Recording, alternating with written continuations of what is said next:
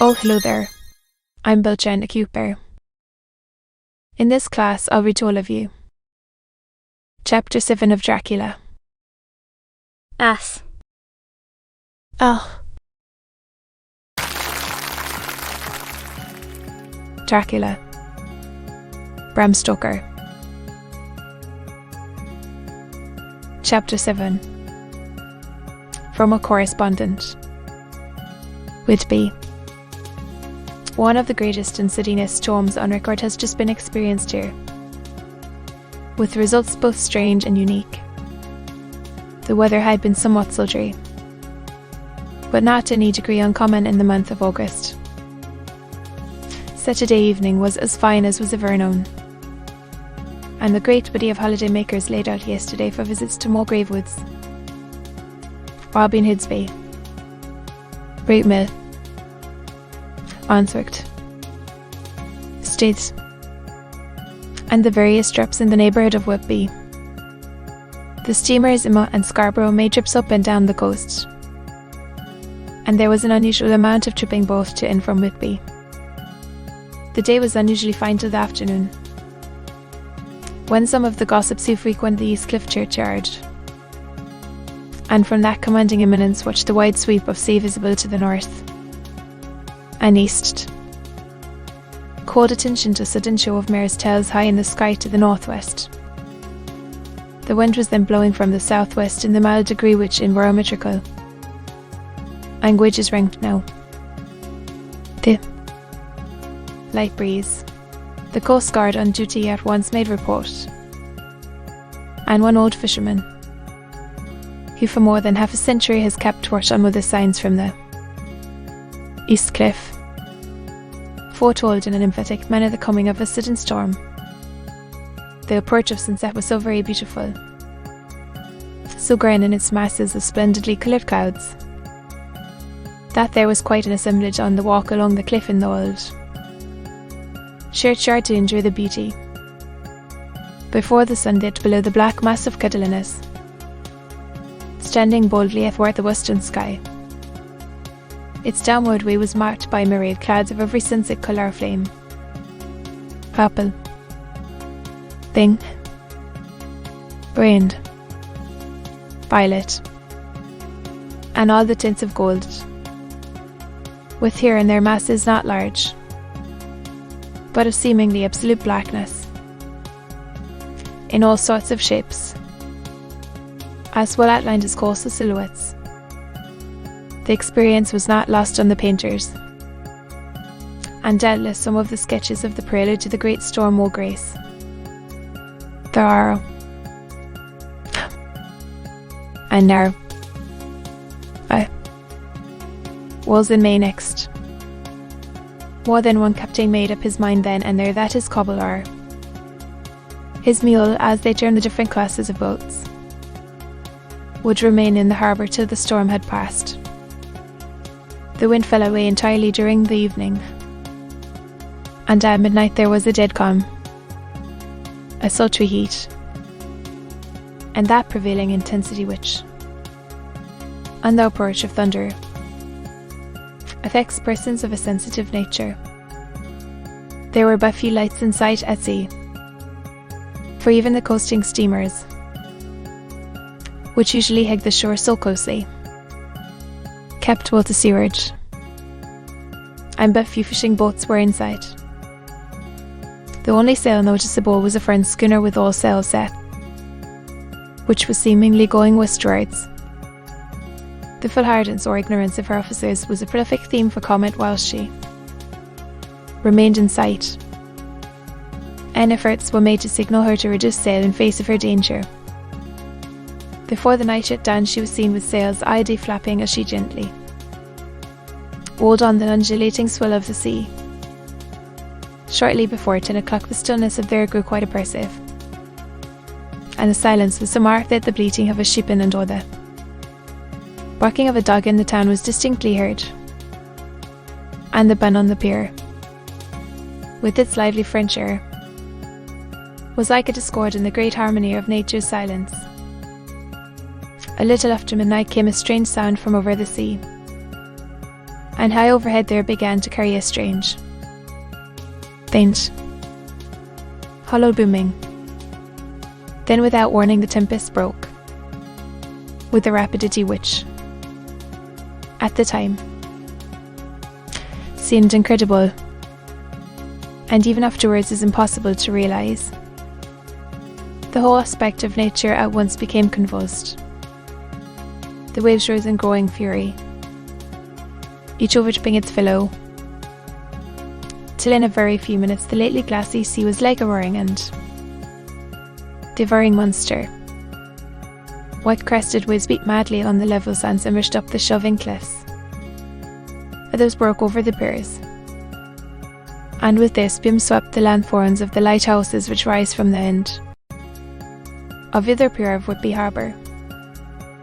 The wind roared like thunder, and blew with such force that it was with difficulty that even strong men kept their feet, or clung with grim clasp to the iron stanchions. It was found necessary to clear the entire piers from the mass of onlookers, or else the fatalities of the night would have been increased manifold. To add to the difficulties and dangers of the time, masses of sea fog came drifting in and out, with clouds, which swept by in ghostly fashion, so dank and damp and cold that it needed but little effort of imagination to think that the spirits of those lost at sea were touching their living brethren with the clammy hands of death. And many a one shuddered as the wreaths of sea mist swept by. At times the mist cleared, and the sea for some distance could be seen in the glow of the lightning, which now came thick and fast, followed by such sudden peals of thunder that the whole sky overhead seemed trembling under the shock of the footsteps of the storm. Some of the scenes this revealed were of immeasurable grandeur and of absorbing into the sea, running mountains high, through skewards with each wave mighty masses of white foam, which the tempest seemed to snatch at and whirl away into space. Here and there a fishing boat, with a rag of sail, running madly for shelter before the blast. Now and again the white wings of a storm-tossed seabird. On the summit of a east cliff the new searchlight was ready for experiment, but had not yet been tried. The officers in charge of it got it into working order, and in the pauses of the inrushing mist swept with it the surface of that.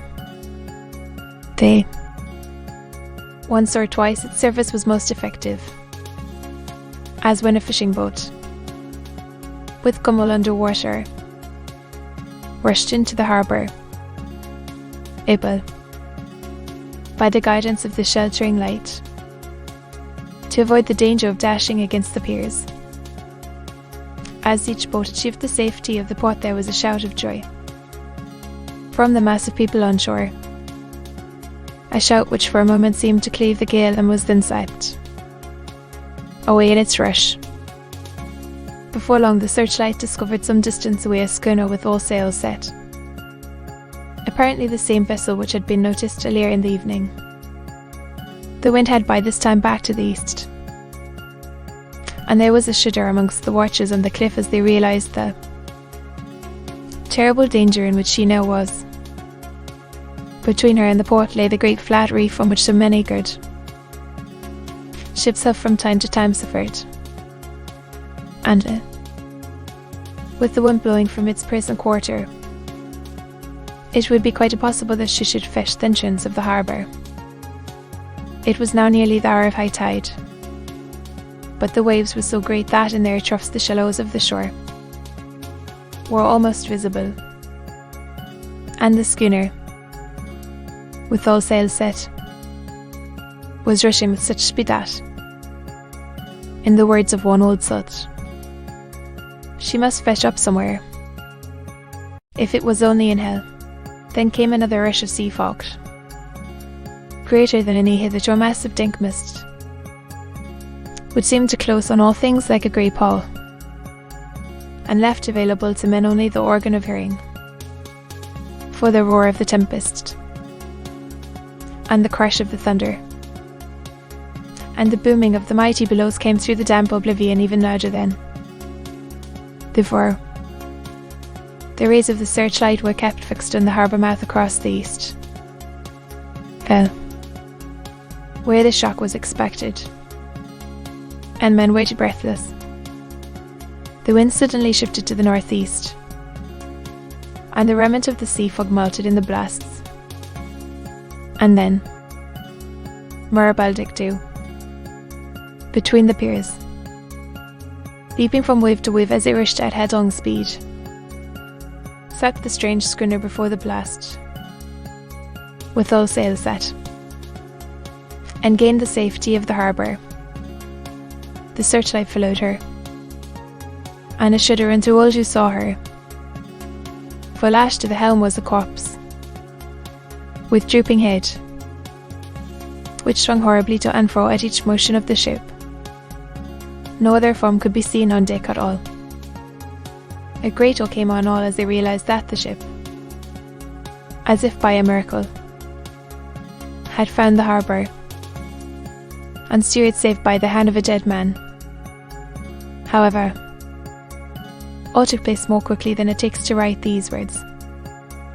The schooner paused not, but rushing across the harbour, pitched herself on that accumulation of sand and gravel washed by many tides and many storms into the southeast corner of the fidgeting under the east cliff, known locally as Tay Pier. There was of course a considerable concussion as the vessel drove up on the sand. Heap, every spar, up, and stay was strained, and some of the top hammer came crashing down. But, strangest of all, the very instant the shore was touched, an immense dog sprang up on deck from below, as if shot up by the concussion, and running forward, jumped from the bow on the sand, making straight for the steep cliff, where the churchyard hangs over the laneway to the east pier so steeply that some of the flat tombstone thriftstones or thriftstones, as they call them in the would-be vernacular, actually project over where the sustaining cliff has fallen away. It disappeared in the darkness, which seemed to intensify just beyond the focus of the searchlight. It so happened that there was no one at the moment on Tatel Pier, as all those whose houses are in close proximity were either in bed or were out on the heights above. Thus the Coast Guard on duty on the eastern side of the harbour, who had once run down to the little pier, was the first to climb on board. The men working the searchlight, after scouring the entrance of the harbour without seeing anything, then turned the light on the derelict and kept it there. The Coast Guard ran aft, and when he came beside the wheel, bent over to examine it, and recoiled at once as though under some sudden emotion. This seemed to pique general curiosity, and quite a number of people began to run. It is a good way round from the west cliff by the drawbridge to Tate Hill Pier, but your correspondent is a fairly good runner, and came well ahead of the crowd when I arrived. However, I found already assembled on the pier card, whom the Coast Guard and police refused to allow to come on board, by the courtesy of the chief boatman. I was, as your correspondent, permitted to climb on deck, and was one of a small group who saw the dead seaman whilst actually lashed to the wheel. It was no wonder that the Coast Guard was surprised, or even awed, for not often can such a sight have been seen. The man was simply fastened by his hands, tied one over the other, to a spoke of the wheel. Between the inner hand and the wood was a crucifix, the set of beads on which it was fastened being around both wrists and wheel, and all kept fast by the binding cords. The poor fellow may have been seated at one time, but the flapping and buffeting of the sails had worked through the rudder of the Willen dragged him to and fro, so that the cord with which he was tied had cut the flesh to the bone. Accurate note was made of the state of things, and a doctor surgeon J. That then, of 33, used to lay at place who came immediately after me, declared, after making examination, that the man must have been dead for quite 2 days. In his pocket was a bottle, carefully corked, empty save for a little roll of paper, which proved to be the addendum to the log. The Coast Guard said the man must have tied up his own hands, fastening the knots with his teeth. The fact that a Coast Guard was the first on board may save some complications later on in the Admiralty Court, for Coast Guards cannot claim the salvage which is the right of the first civilian entering on a derelict already. However, the Legaltons are warging, and one non-Welsh student is loudly asserting that the rights of the owner are already completely sacrificed, his property being held in contravention of the statutes of Mortmain, since the tiller, as in ownership, if not proof of delegated position, is held in a dead hand. It is needless to say that the dead steersman has been reverently removed from the place where he held his honourable watch and wore to the steadfastness as noble as that of the young Casabian placed in the mortuary to await inquest.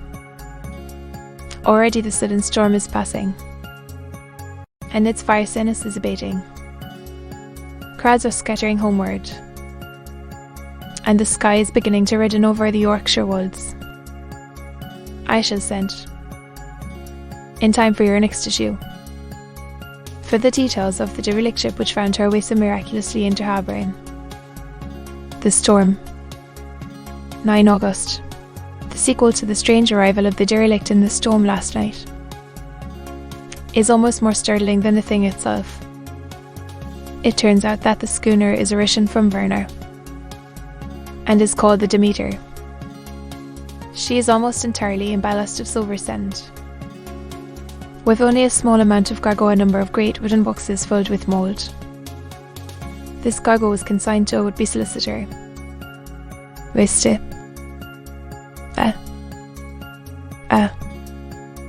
Billington, 07, the Crescent, who this morning went aboard and formally took possession of the goods consigned to him. The Russian consul, too, acting for the charter party, took formal possession of the ship and paid all harbour dues, etc. Nothing is talked about here today except the strange coincidence. The officials of the Board of Trade have been most exacting in seeing that every compliance has been made with existing regulations. As the matter is to be a 9 days wonder, they are evidently determined that there shall be no cause of after complaint.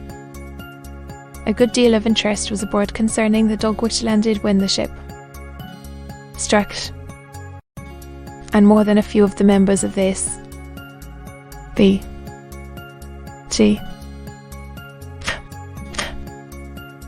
which is very strong in would-be, have tried to befriend the animal, to the general disappointment. However, it was not to be found. It seems to have disappeared entirely from the town. It may be that it was frightened and made its way onto the moors, where it is still hiding in terror. There are some who look with dread on such a possibility. Thus later on it should in itself become a danger, for it is evidently a fierce brute. Early this morning a large dog, a half-bred mastiff belonging to a coal merchant close to Tate Hill Pier, was found dead in the roadway opposite its master's yard. It had been fighting, I manifestly had had a savage opponent, for its throat was torn away, and its belly was slit open as if with a savage claw. Later, by the kindness of the Board of Trade Inspector, I have been permitted to look over the logbook of the Demeter, which was in order up to within 3 days, but contained nothing of special interest except as to facts of missing men. The greatest interest, however, is with regard to the paper found in the bottle, which was today produced at the inquest, and a more strange narrative than the two between them unfold it has not been my lot to come across. As there is no motive for concealment, I am permitted to use them, and accordingly send you a rescript, simply omitting technical details of seamanship and supercargo. It almost seemed as though the captain had been seized with some kind of mania before he had got well into blue water, and that this had developed persistently throughout the voyage. Of course, my statement must be taken cum grano, since I am writing from the dictation of a clerk of the Russian consul, who kindly translated for me, time being short. Fauna to Whitby. Written 18 July. Things so strange happening, that I shall keep accurate note henceforth till we land. On 6 July we finished taking in cargo. Silver sand and waxes of earth. At noon set sail. East wind. Bert. Crew. 5 hands.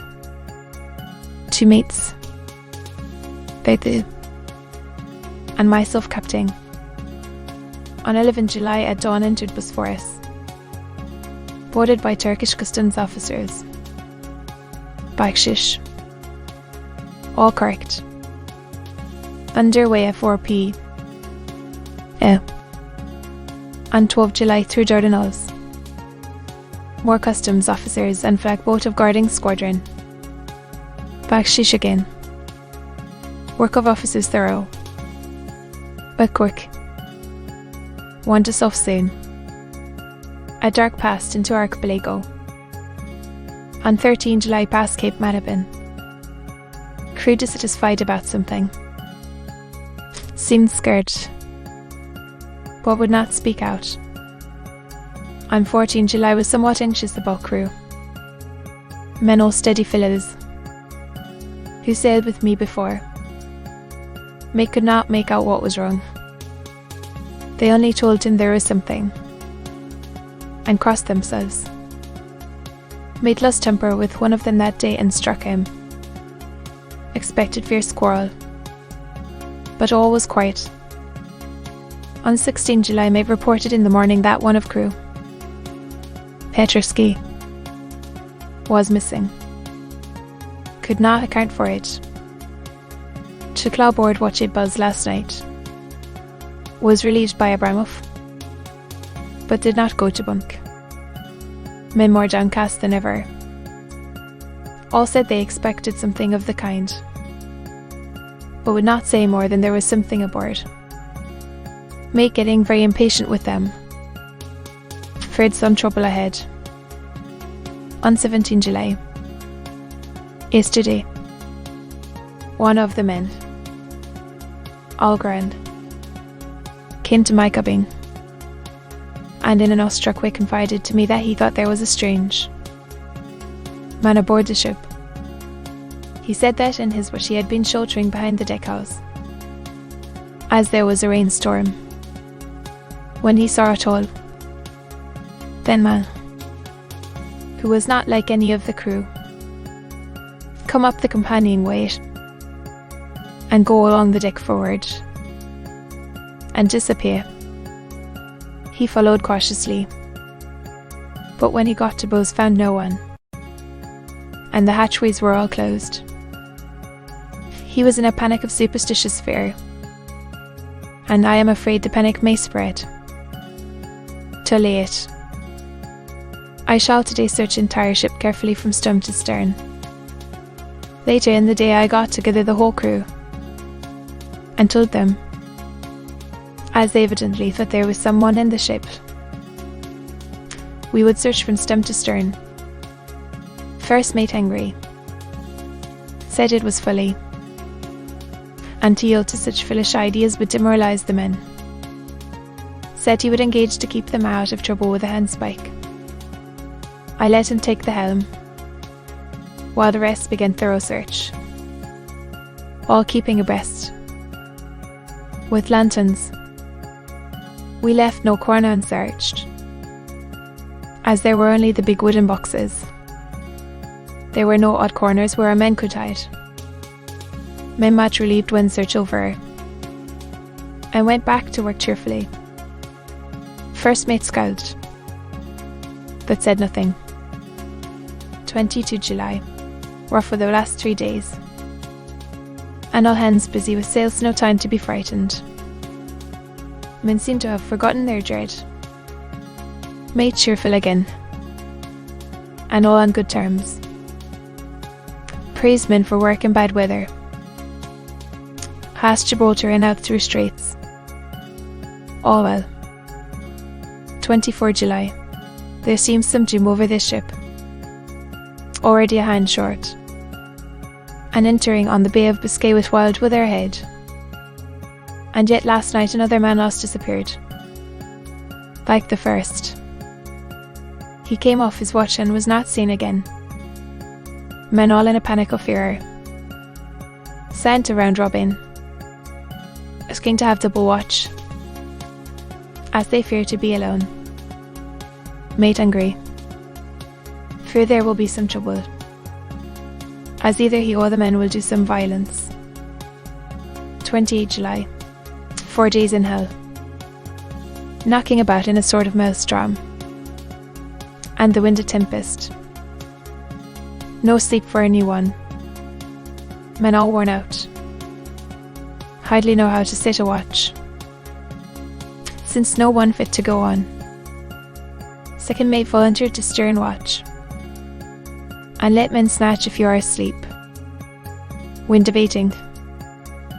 Sea still terrific, but feel them less. Our ship is steadier. 29 July. Another tragedy. Had single watch tonight, as crew too tired to double. When morning watch came on deck, could find no one except Stubbsman. Raised outcry, and all came on deck. Thorough search, but no one found. Are now without second mate, and crew in a panic. Mate and I agreed to go armed henceforth and wait for any sign of cause. 30 July. Last night. Rejoiced we are nearing England. Weather fine. All sails set. Retired worn out. Slept soundly. Waked by mate telling me that both men of watch and Stubbsman missing. Only self, a mate and 2 hands left to work ship. 1 August. 2 days of fog, and not a sail sighted. Had hoped when in the English Channel to be able to signal for help or get in somewhere. Now having power to work sails. Have to run before wind. They're not lower, as could not raise them again. We seem to be drifting to some terrible doom. Mate now more demoralised than either of men. His stronger nature seems to have worked inwardly against himself. Men are beyond fear, working stolidly and patiently, with minds made up to worst. They are Russian. Iranian. 2 August. Midnight. Woke up from few minutes sleep by hearing a cry, seemingly outside my port. Could see nothing in fog. Rushed on deck, and ran against mate. Tells me heard cry and ran, but no sign of man on watch. Or in more gone. Lord, help us. Mate says we must be past Straits of Dover. As in a moment of fog lifting he saw Northfield. just as he heard the men cry out. If so, we are now off in the North Sea, and only God can guide us in the fog, which seems to move with us, and God seems to have deserted us. 3 August. At midnight I went to relieve the man at the wheel, and when I got to it found no one there. The wind was steady, and as we ran before it there was no hearing. I did not leave it, so shouted for the mate. After a few seconds he rushed up on deck in his flannels. He looked wild-eyed and haggard, and I greatly fear his reason has given way. He came close to me and whispered hoarsely, with his mouth to my ear, as though fearing the very air might hear. It is here. I know it. On the watch last night I saw it. Like a man. Tall and thin. And ghastly pale. It was in the bows. And looking out. I crept behind it. And gave it my knife. But the knife went through it. Empty as there. And as he spoke he took his knife and drove it savagely into space. Then he went on. But it is here. And I'll find it. It is in the hold. Perhaps in one of those boxes. I'll unscrew them one by one and see. He worked the helm, and with a warning look and his finger on his lip, he went below. There was springing up a choppy wind, and I could not leave the helm. I saw him come out on deck again with a tool chest and the lantern, and go down the forward hatchway.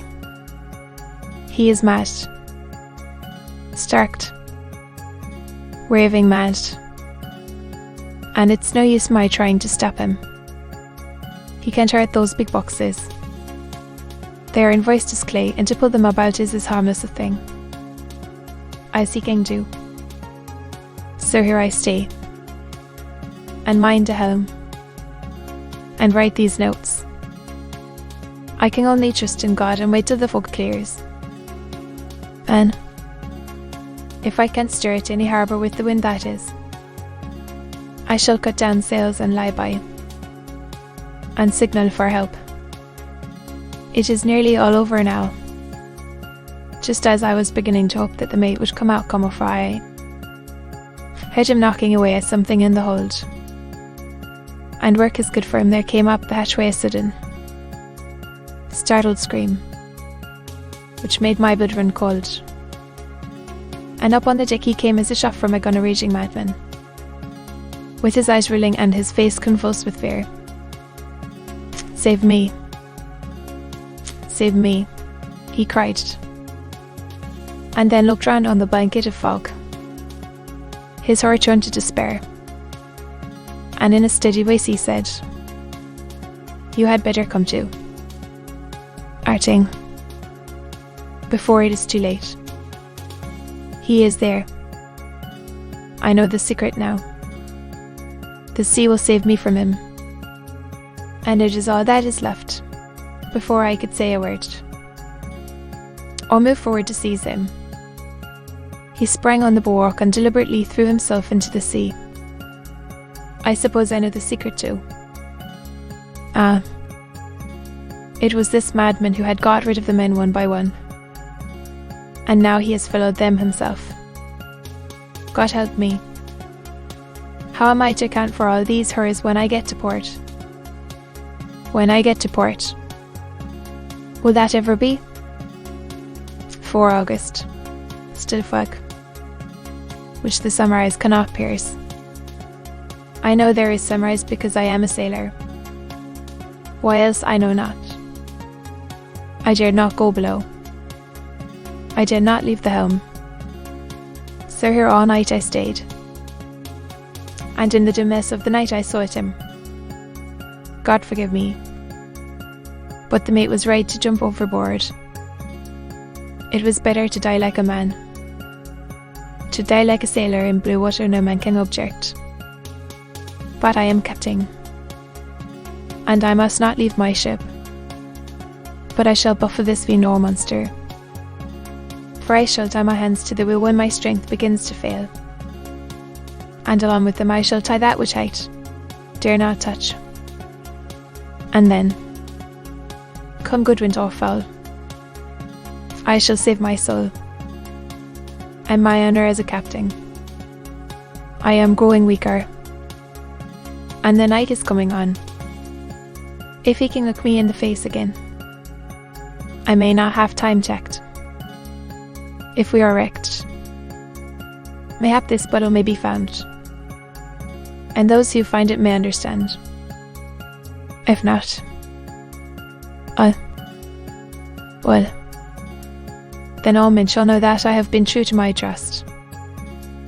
God and the Blessed Virgin and the Saints help a poor ignorant soul trying to his duty. Of course the verdict was an open one. There is no evidence to adduce, and whether or not the man himself committed the murders, there is none until the Folker hold almost universally that the captain is simply a hero, and he is to be giving a public funeral. Already it is arranged that his body is to be taken with a train of boats up the Esk for a piece and then brought back to Tato Pier and up the Abbey steps, for he is to be buried in the churchyard on the cliff. The owners of more than 100 boats have already given in their names as wishing to follow him to the grave. No trace has ever been found of the great dog, at which there is much mourning. For, with public opinion in its present state, he would, I believe, be adopted by the town. Tomorrow we'll see the funeral. Mina Murray's journal. 8 August. Lucy was very restless all night, and I, too, could not sleep. The storm was fearful, and as it boomed loudly among the chimney pots, it made me shudder. When a shot puff came, it seemed to be like a distant gun. Strangely enough, Lucy did not wake, but she got up twice and dressed herself. Fortunately, each time I woke in time and managed to undress her without waking her, and got her back to bed. It is a very strange thing, this sleepwalking, for as soon as her will is thwarted in any physical way, her intention, if there be any, disappears, and she yields herself almost exactly to the routine of her life. Early in the morning we both got up and went down to the harbour to see if anything had happened in the night. There were very few people about, and though the sun was bright, and the air clear and fresh, the bait grew mucking waves that seemed dark themselves because the foam that topped them was like snow, forced themselves in through the narrow mouth of the harbour like a balloon men going through a crowd. Somehow I felt glad that Jonathan was not on the sea last night, but on land. But, oh, is he on the Mercy?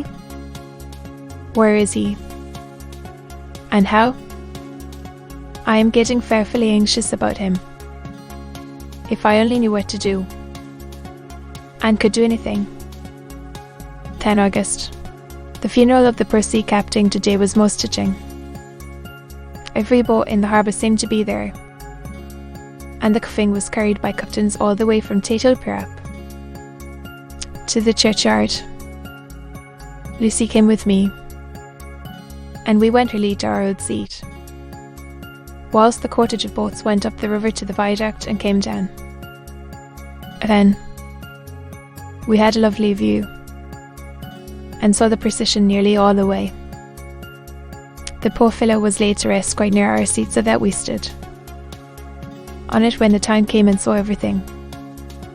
Poor Lucy seemed much upset, She was restless and uneasy all the time, and I cannot but think that her dreaming at night is telling on her.